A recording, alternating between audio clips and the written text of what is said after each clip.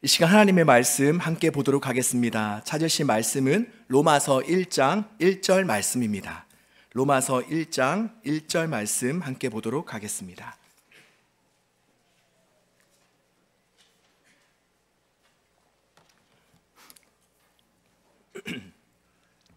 로마서 1장 1절 말씀 다 같이 한 목소리로 읽겠습니다.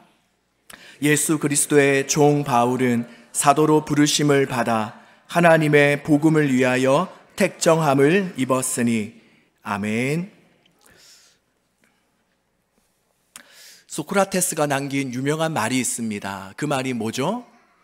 네, 다들 잘 알고 계시죠? 너 자신을 알라입니다.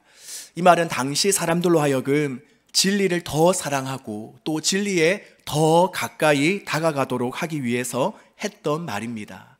왜냐? 사람들은 바로 자기 자신이 진리에 대해서 얼마나 무지하고 또 부족한지를 알므로 겸손하게 되고 또한 그로 말미암아 진리에 대한 사모함과 간절함이 생겨나기 때문입니다.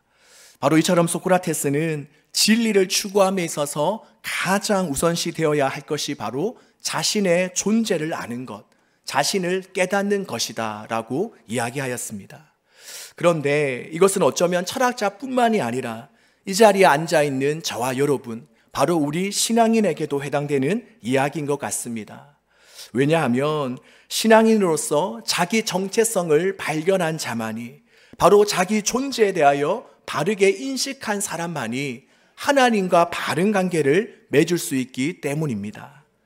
어린아이들이 부모님의 말씀을 듣지 않고 반항하면서 주로 하는 말이 있습니다.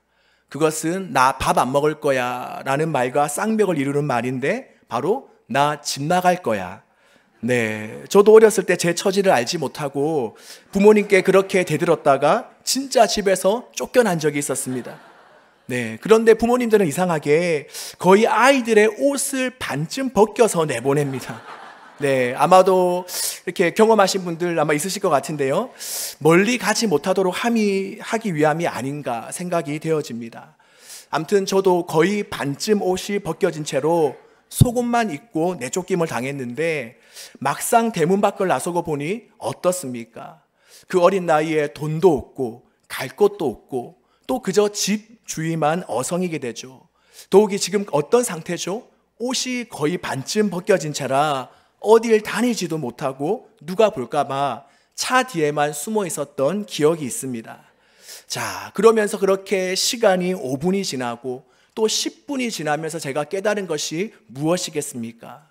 그래, 내가 부모님께 큰 소리치며 집을 나왔지만 나는 결코 부모님의 보호 없이는 꼼짝도 할 수 없구나. 부모님의 돌보심 없이는 하루도 살 수 없구나 하는 것을 깨달았습니다. 그러면서 집 대문을 두드리며 다시는 안 그럴 테니 한 번만 용서해 달라고 했던 그런 기억이 있습니다.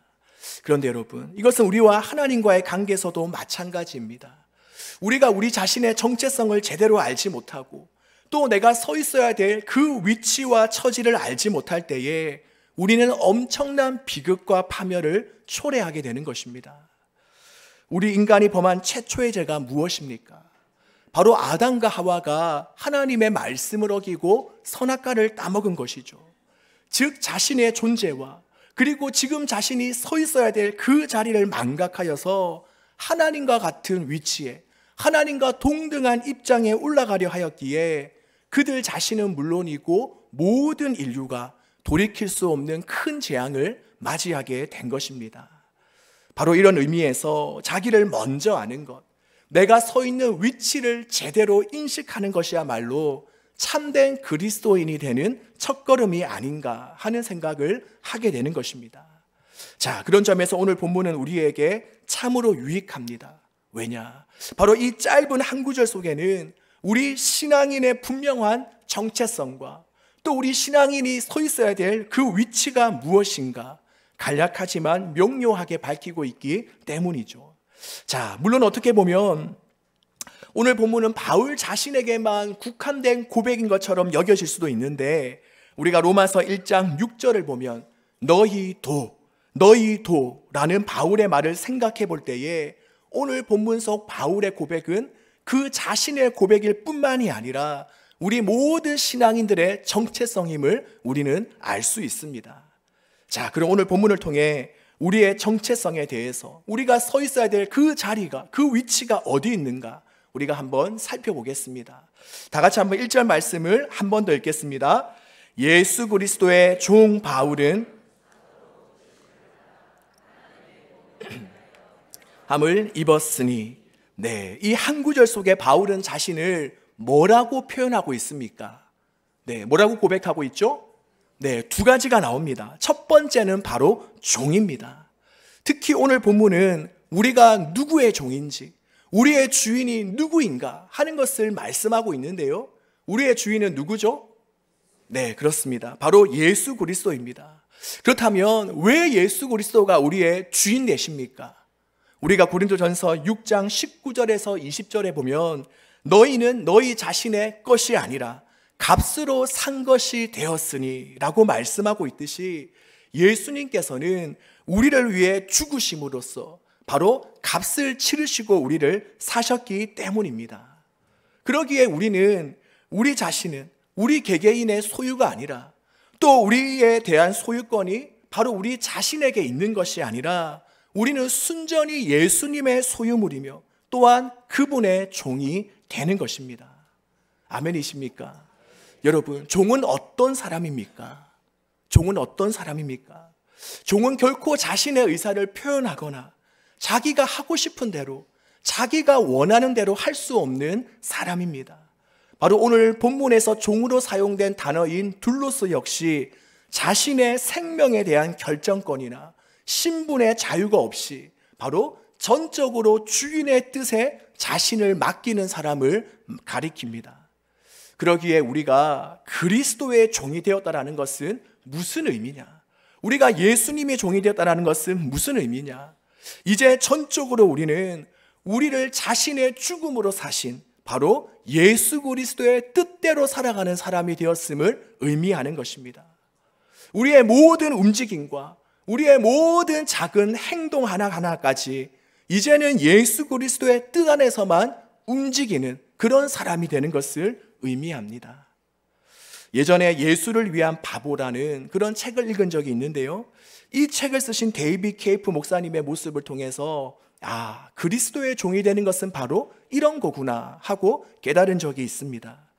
이 예수를 위한 바보라는 책은 길거리로 나가서 사람들의 발을 씻어주라 라는 하나님의 음성을 듣고 20년 동안 세족 사역을 하신 데이비드 케이프 목사님의 이야기를 기록한 책입니다.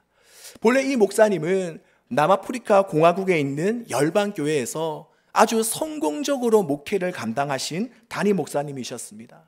그런데 오늘날 갑자기 주님으로부터 너무나도 당황스러운 말씀을 듣게 됩니다. 그것은 뭐냐? 지금 너는 너의 목회를 다 내려놓고 이제 길거리로 나가서 사람들의 발을 씻어주는 사역을 하라라는 것이었습니다. 이것이 얼마나 당황스럽고 갑작스러운 일이라서 목사님은 약 14개월 동안 그 부르심이 진짜 주님의 음성인지 진짜 주님의 부르심인지 확인했습니다. 그리고 그것이 정말 주님의 음성이라는 그러한 깨달음이 있자 목사님은 자신이 지금껏 누려왔던 모든 것들을 다 내려놓고 그 사역에 순종을 합니다. 바로 예수님이 씻긴 발은 행복한 발입니다 라는 티셔츠를 입고 또 십자가가 달린 세숫대야를 포함해서 약 20kg의 짐을 이렇게 짊어지고 20년 넘게 남아프리카 공화국을 포함하여서 전 세계를 누비면서 그 사역을 감당했습니다. 비가 오나 눈이 오나 바로 주님이 명령하신 곳 어디라면 달려가서 사람들의 발을 씻겨주는데 정말 그 가운데 놀라운 일이 많이 일어났습니다. 조직폭력배, 알코올 중독자, 한센병 환자, 또 동성연애자로부터 시작하여서 시장, 군장성, 그리고 대통령에 이르기까지 그가 발을 씻어줄 때에 수천 명의 사람들이 주님을 영접하고 또 초자연적인 치유와 회복을 경험하게 되었습니다. 여러분, 이처럼 우리가 주님의 말씀 한마디라면 내 모든 것을 다 내려놓고 순종하며 살아가는 것, 이것이 바로 진정한 주님의 종이 되는 것입니다. 그리고 이 책을 보면 목사님께서 하신 말씀이 참 인상적인데요. 데이빗 목사님은 이런 말씀을 하셨습니다. 하나님의 나라에서는 성공이나 실패가 없고 오직 순종만이 있을 뿐이다. 내가 하루에 20-30명의 발을 씻기면 그날은 성공적인 날인가? 그렇지 않다. 하나님은 중심을 보신다. 하나님이 우리에게 원하시고 찾는 단 한 가지는 바로 우리가 그분의 신실한 자녀로 그분께 순종하는 것이다. 하나님께서 부르신 일을 하다가 순종 가운데 죽는 것이 하나님의 뜻을 벗어나 불순종 가운데 사는 것보다 훨씬 좋은 것이다. 바로 이처럼 이 목사님은 입술과 삶으로써 바로 우리가 그리스도인으로 살아가는 것이 어떤 것인지, 그리스도인으로 산다는 것이 어떤 의미인지를 정확하게 보여주셨습니다. 우리 사랑하는 여러분, 우리가 그리스도인이 된다는 것, 우리가 주님의 제자가 된다는 것은 무엇입니까? 그것은 바로 첫째로 주님의 종이 되는 것입니다. 어떻게 들리실지 모르겠지만 조금 더 강하게 말하면 내 인권이 없어지는 것입니다. 내 모든 권리가 말살되는 것입니다. 그렇게 종된 우리들은 어떻게 사는 것이 마땅합니까? 내 뜻대로, 내가 하고 싶은 대로, 내 마음이 시키는 대로 살아서는 안 됩니다. 하지만 요즘 세상이 강요하고 강조하는 것은 무엇입니까? 바로 진짜 너가 원하는 것을 해라. 남의 눈치 보지 마라. 너의 인생은 너의 것이니 너의 마음대로 해라. 저희 집 아이도 지금보다 조금 더 어렸을 때 종종 했던 말이 내 마음이지, 내 마음인데, 내 마음이에요 라는 이런 말들을 하더라고요. 그런데 여러분, 이것이 요즘 우리들의 현실이지 않습니까? 여러분, 우리들 역시 하루에 수도 없이 겪게 되는 유혹이 무엇입니까? 바로 이런 것들 아닙니까? 너가 하고 싶은 대로 해. 너가 하고 싶은 대로 살아. 남의 눈치 보지 말고 내가 옳다고 여기는 대로 해. 가정에서나 사회에서나 심지어 교회 안에서도 우리는 이러한 유혹을 받고 또 거기에 넘어집니다. 하지만 성경을 보니 실제로 그렇게 살았던 시대가 있었습니다. 바로 자기 소견대로, 자기 입맛 당기는 대로 살았던 시대가 있더라고요. 어느 시대이죠? 네, 맞아요. 여러 시기들이 있지만 그 중에 가장 대표적인 시기는 바로 이스라엘이 가장 타락했다고 여기는 바로 사사기 시대입니다. 사사기 시대를 한 문장으로 요약하는 구절이 바로 이 말씀이죠. 그때 이스라엘에 왕이 없으므로 사람마다 각기 자기의 소견에 옳은 대로 행하였더라. 사사기에 여러 번 등장하는 구절이 바로 이 구절입니다. 그렇게 여러분, 우리들 역시 이러한 사사기 시대의 전철을 밟지 않기 위해서는 어떻게 해야 하는가? 주님의 참된 존재로서 우리는 어떻게 살아가야 하는가? 바로 내가 옳은 대로, 내가 하고 싶은 대로 내 생각, 내 고집을 내려놓고 이제는 하나님의 말씀을 따라 그분이 내게 원하시는 것이 무엇일까? 주님은 내가 무엇을 하기를, 어떻게 하기를 원하실까?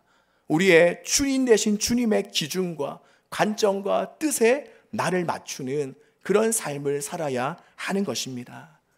우리 사랑하는 여러분, 하나님께서 우리에게 자아를 주신 것은, 우리 스스로 생각하고 판단할 수 있는 능력을 주신 것은 내가 하고 싶은 대로, 내가 원하는 대로 살라고 주신 것이 아닙니다. 19세기 남아프리카 공화국의 성자, 그리고 기도와 성령의 사람으로 일컫는 앤드류 머레이 목사님은 이런 말씀하셨습니다. 하나님께서는 천사들과 사람들에게 왜 자아를 주셨는가? 그것은 자아가 하나님을 모시는 빈 그릇이 되기 위해서이다. 우리가 자아를 하나님께 드리며 하나님은 자신의 생명을 우리 자아 안에 부어주신다. 하나님이 우리에게 스스로 결정할 수 있는 능력을 주신 것은 우리가 날마다 우리의 자아를 하나님께 올려드리며, 오 하나님, 제 자아를 드리오니 그 안에서 일하소서라고 말씀드리게 하기 위함이다 라고 말씀하셨습니다. 즉 우리의 자아는 내 마음대로 살라고 주신 것이 아니라 내가 주님을 내 마음 가운데 모시고 주님께서 나를 사용하시도록 나를 맡겨드리기 위해서 우리에게 자아를 허락하여 주신 것입니다. 예수원 대천덕 신부님은 매일 아침에 일어나시면 기도하시면서 하루 일과를 시작하셨다라고 합니다.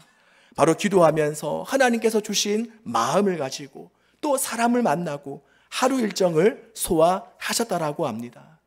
물론 대천덕 신부님과 우리와는 하는 일도 다르고 또한 처한 형편도 다를 수 있겠죠. 이미 우리는 회사나 일터에서 해야 될 일이 정해져 있고 또 감당해야 될 업무가 정해져 있지 않습니까? 이렇게 우리가 대천덕 신부님과 똑같이 살 수 없을지는 모르나 여러분, 우리가 진정 주님의 종이라면, 우리가 진정 그분의 종이라면 적어도 우리가 아침에 일어나서 하루를 시작하면서 주님, 오늘 누구누구를 만나는데요. 주님, 오늘 저에게 이런 스케줄이, 이런 일정이 있는데 어떻게 할까요? 어떤 결정을 내릴까요? 어떻게 그 사람을 대할까요? 적어도 이렇게 주님께 물어보며 기도해야 되지 않겠습니까? 또한 하루를 마감하면서도 오늘 나의 삶은 어떠했는지, 나의 주인 되신 하나님을 기쁘시게 하는 삶을 살았는지, 아니면 그저 나 혼자만 기쁘고 즐거운 삶을 살았는지 하루를 돌아보고 정리하는 시간을 가져야 되지 않겠습니까?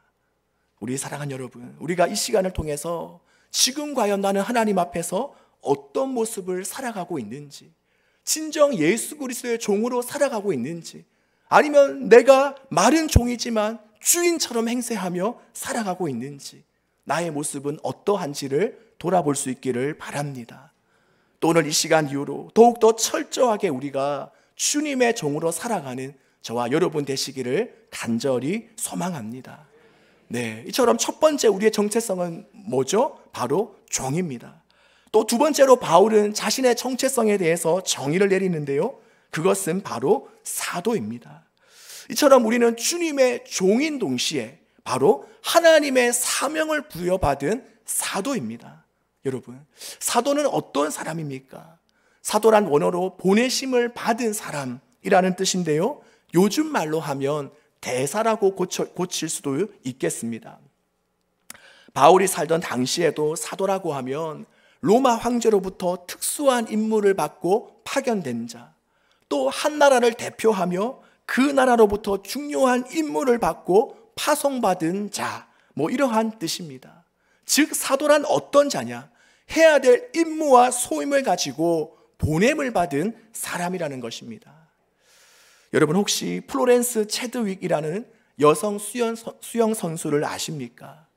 이 여성은 세계 최초로 1951년에 영국 해협을 16시간 22분 만에 왕복 수영한 여성입니다. 그리고 다음 해인 1952년도에 세계 최초로 미국 캘리포니아 해안에서 무려 35km 떨어져 있는 카타리나 섬에서 본토까지 수영에 도전을 한 그러한 여성입니다. 이것은 무려 16시간 동안 물도 먹지 못하고 음식도 먹지 못하고 쉬지 않고 오로지 수영만 해야 되는 어려운 코스였습니다. 상어떼로부터 그녀를 보호해주는 배를 제외하고서는 그 긴 시간 동안 혼자서 고독한 싸움을 해야 했습니다. 그런데 플로렌스가 수영을 시작한 지 15시간이 지났을 무렵에, 그러니 이제 한 1시간 정도만 더 수영을 해가면 이제 목표 지점을 눈앞에 두고 있을 때에 갑자기 예상치 못한 복병을 만났습니다. 바로 짙은 안개가 자욱이 몰려든 것입니다. 그러자 그녀는 이제 거의 다 왔으니 조금만 더 견디면 된다라는 그 배에 탄 어머니의 만류에도 불구하고 자기를 이제 그만 물에서 좀 나올 수 있게 해달라고 호소하기 시작했습니다. 바로 불과 지점을 800m 밖에 남겨두지 않는 그러한 시점에서 말입니다. 그리고 다음 날 기자회견에서 플로렌스는 이런 말을 했습니다. 변명으로 들릴지 모르겠지만 내가 가야 할 방향을 볼 수만 있었다라면 저는 끝까지 버텼을 것입니다. 하지만 안개 때문에 목표가 보이지 않게 되자 이상하게 내 몸에서 모든 기운이 빠져나갔고 그리하여 저는 포기할 수밖에 없었습니다 라고 고백했습니다. 자, 그리고 그로부터 2달 뒤에 플로렌스는 똑같은 코스에 재도전을 했습니다. 그런데 이번에도 여전히 목표 지점에 다다랐을 그 무렵에 짙은 안개가 앞을 가렸고 목표 지점이 보이지가 않았습니다. 하지만 그럼에도 불구하고 이번에는 도전에 성공했습니다. 그래서 나중에 기자들이 그녀에게 물었습니다.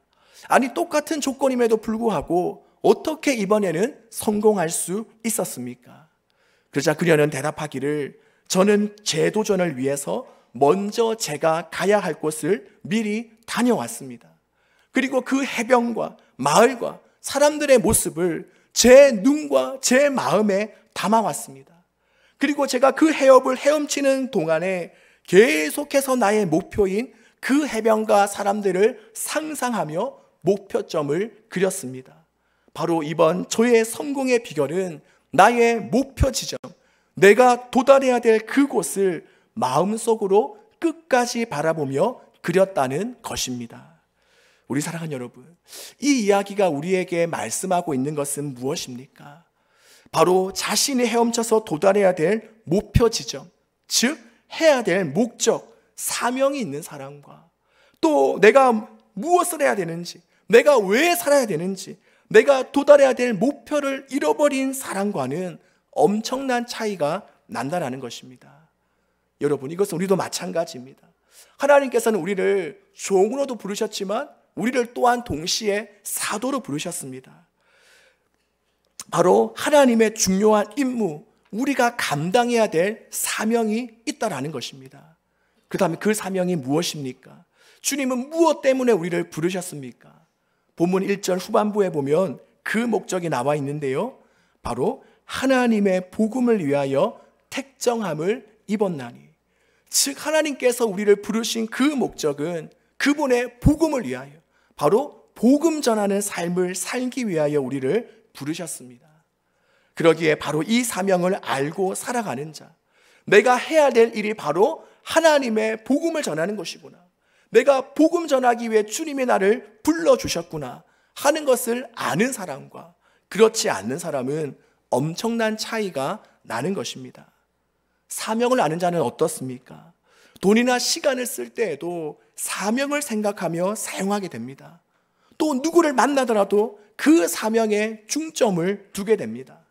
하지만 그 반대의 경우는 사명을 인지하지 못하며 살아가는 사람은 그저 육신이 이끄는 대로 내 눈에 보이고 귀에 들리고 내 육체가 원하는 것에 반응하며 살아갈 수밖에 없었습니다. 우리가 똑같은 바다에 떠 있는 배를 향해서도 목적지를 향해 나아가는 배를 향해서 항해한다라고 하죠. 또 목적지를 잃어버린 배를 향해서는 표류한다라고 표현을 합니다. 이와 마찬가지로 바로 우리의 인생 역시 나아가고자 하는 방향, 삶의 목표가 있냐, 사명감을 인식하고 있냐 없냐에 따라서 항해하는 인생이 될 수도 있고 또 반대로 표류하는 인생이 될 수도 있는 것입니다. 그렇다면 여러분, 지금 저와 여러분은 과연 사명을 위해서 하나님께서 나에게 맡겨주신 그 분명한 목적, 하나님의 복음을 위해서 살아가고 있습니까? 아니면 어느새 우리가 그것들을 다 잊어버리고 어느새 우리가 하나님께서 주신 그 사명을 다 망각하고 단지 세상 사람들이 똑같이 추구하고 쫓아가는 대로 나의 육신의 정욕, 안목의 정욕, 이생의 자랑을 위해서 살아가고 있습니까? 이제 예화 하나만 더 말씀드리고 설교를 맺도록 하겠습니다. 18세기 프랑스에서는 시민 대혁명이 일어나게 되었는데요, 그것은 바로 루이 16세와 그의 아내 마리 앙투아네트의 지나친 사치욕 때문이었습니다. 이 마리 앙투아네트의 사치가 얼마나 심했던지 그녀는 남들이 다 자는 밤 11시가 되면 무도회와 게임을 즐기며 하루를 시작했고 또 날마다 새 것만 좋아하는 신상녀였습니다. 바로 이런 이들과 여러 귀족들의 사치 때문에 평범한 시민들은 더욱더 많은 세금을 바쳐야만 되는 그런 상황 가운데 놓였습니다. 그래서 참다 못한 시민들이 들고 일어나서 대항한 사건이 바로 프랑스 시민 대혁명입니다. 그리고 이 혁명으로 말미암아서 왕과 왕비는 단두대에서 처형을 당하게 되었고 붕괴한 시민들은 그의 아들 바로 왕자만은 살려주어서 평생 왕이 되지 못하는 모욕감을 주려고 하였습니다. 또한 그들은 왕이 되지 못한 그 왕자를 완전히 폐인으로 만들어버리기 위해서 술과 마약, 여자, 음란한 환경 가운데 그를 내버려 두었습니다. 자, 여러분, 시간이 흘러서 이 왕자가 어떻게 되었을까요? 어떻게 되었을까요? 한참의 세월이 지난 후에 왕자가 당연히 타락해 있을 것이라고 생각한 그들은 왕자를 찾아갔습니다. 하지만 그들의 기대와는 달리 왕자는 너무나도 반듯한 청년으로 자라 있었습니다. 그래서 너무나도 놀란 그들은 왕자에게 질문을 던졌습니다. 아니, 어떻게 이렇게 음란하고 타락한 이런 환경과 상황 가운데 어떻게 이렇게 바르게 잘 자랄 수 있었습니까? 그러자 왕자는 당연하다는 듯이 이렇게 말했습니다.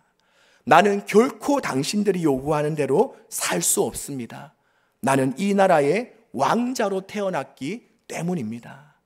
여러분, 오늘 우리는 우리의 정체성이 무엇인지, 과연 주님의 제자가 되는 것이 무엇인지에 대해서 함께 나누었습니다.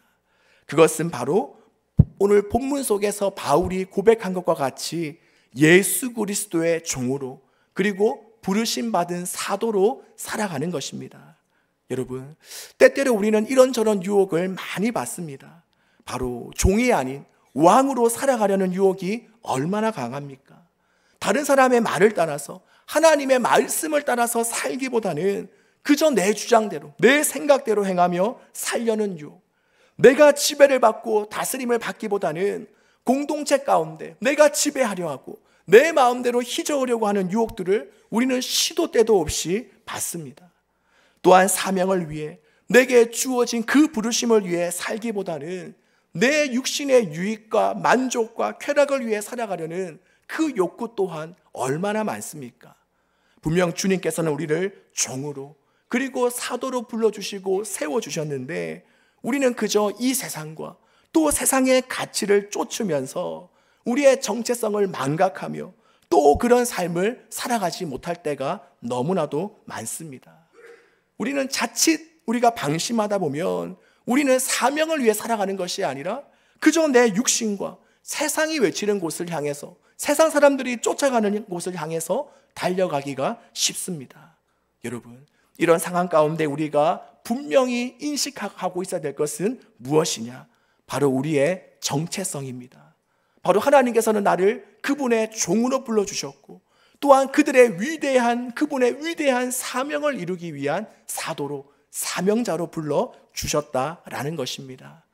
우리 사랑하는 여러분, 정말 많은 유혹과 시험이 많은 이때에 다시 한 번 더 우리가 이 시간을 비롯해서 나의 정체성이 무엇인가, 무엇하기 위해 주님의 나를 이 자리로 불러주셨는가, 바로 종으로, 또 부름받은 사도로 우리가 살아가기 위한 불러주신 것을 우리가 기억함으로 말미암아 하나님의 뜻을 이루어드리는 저와 여러분 되시기를 간절히 소망합니다.